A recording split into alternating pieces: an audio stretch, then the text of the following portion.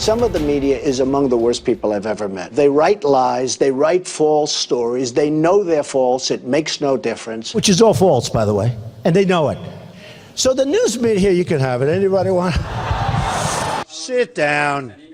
Go ahead. No, you don't. You haven't been called. Go back to Univision. Love him or loathe him, Donald Trump has been a master at playing the media since announcing his presidential candidacy. He has, with deft footing, ensured to never put himself in a position where a member of the press has the upper hand. That plan focuses on ensuring those who interview him understand their role in this campaign. Keep Donald talking no matter what. Understand you won't get straight answers or the ones you want, but play the game, because we need him more than he needs us. So what do you suppose would happen if one member of the broadcast media decided not to play the game? And how well do you think Donald Trump would do when hit out of the blue with a buzzsaw that was not about to be silenced? Here come your answers. Welcome back to senior writer for the conservative political magazine Opportunity Lives, Israel Ortega. Izzy, good to see you again, and let's get right to this, because this actually caught a lot of people very much off guard. I'll bet you it caught Donald Trump off guard. WTMJ Radio in Milwaukee, Wisconsin, one of the great radio stations in America. Charlie Sykes is a prominent conservative talk radio host. He is a supporter of Ted Cruz. Donald Trump interviewed, and Sykes didn't pull any punches. Here's what he said.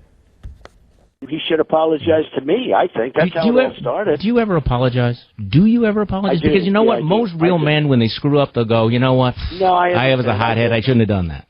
I do apologize. I believe in apologizing. But I think I think before I would think about apologizing, he owes me an apology, because what he did was wrong. He sent out a picture to people in Utah. Well, actually, he did. He didn't, and you know that he didn't. You know that it was a super PAC, but I understand your point. All right, and in that exchange, Sykes said, remember, we're not on the playground. We're running for president of the United States. Israel, it seemed like Donald Trump was really off his game on this one and wasn't prepared.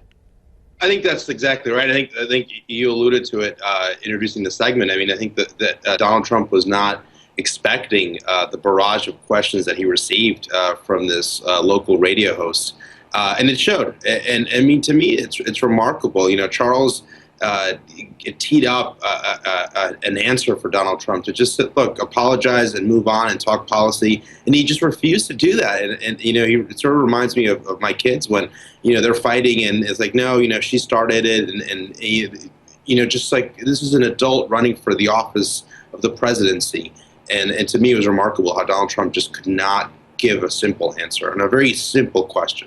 Well, here's another one. They're fighting over who started the Trump-Cruz feud and this whole issue back and forth. Here's another exchange from the two of them. He should apologize to me, I think. That's how it all started. Do you ever apologize? Do you ever apologize? I do. Because you know what? Most real men, when they screw up, they'll go, you know what? No, I was a hothead. I shouldn't have done that. I do apologize. I believe in apologizing. But I think I think before I would think about apologizing, he owes me an apology, because what he did was wrong. He sent out a picture to people in Utah. Well, actually, he didn't, and you know that he didn't. You know that it was a super PAC, but I understand your point.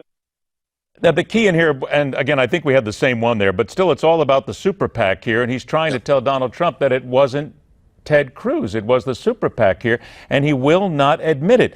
Now, I guess the big issue here, though, Israel, is going to be everybody's hearing this now. Charlie Sykes gets a win, but is it really going to make any difference whatsoever in Trump supporters? I don't think so. No, no, absolutely not, Ed. I mean, it's going to be one of those things where the Trump supporters will say, like, this is the mainstream media, the liberal media, even though Charles Sykes is a conservative talk show host. But yeah, I think that it's really hard to you know, really turn off, you know, anything that Donald Trump says from his supporters, because they're very loyal, they're very faithful to him, and I think it shows. I mean, he's been able to have a steady control of Republican voters, despite a lot of you know, negative attacks against him, and a lot of times it's forced errors like what we saw today. Do you think, about 45 seconds left here, Israel, that the people who are still making up their minds are the ones sitting on the fence, that this will change their minds? I think the people who are sitting on the fence probably are not leaning towards Trump, because I think if they were, they probably would have already jumped on that bandwagon. I think, look, to me, it's the fact that Republicans might nominate Donald Trump as the presidential candidate, and he's going to be faced with even more questions. And Hillary Clinton's going to be a very formidable candidate, and the fact that Donald Trump can't answer very, very basic questions, not just on this, but also on foreign policy. Okay, let me do this. I only got 20 seconds left. Need to ask you real quick. Do you think this will open the door for reporters now basically standing their ground and saying, Mr. Trump, you didn't answer my question? Yeah, absolutely. Yeah, you better believe it. And hopefully we'll see more of that, because, Donald Trump does have to answer questions, and it's a press's job to do that. I think it's fair, whether it's Donald Trump, Ted Cruz, Hillary Clinton, every reporter needs to tell them you did not answer my question. Be nice about it, but tell them you got to answer the question, because you want to be president. That's what you need to do. The website is opportunitylives.com. Israel Ortega, thanks so much for joining us. To the core of the matter at hand, ridiculous rumors and a weekend hammering no one saw coming. All that and more next on The Political Animal.